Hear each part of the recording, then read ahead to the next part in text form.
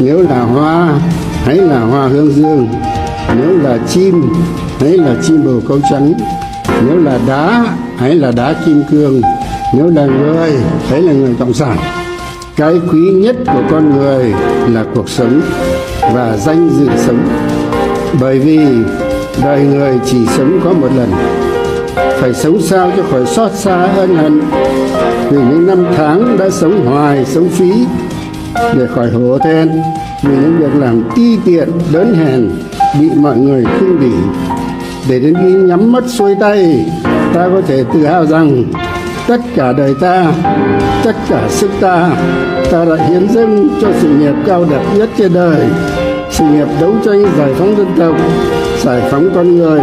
mang lại hạnh phúc.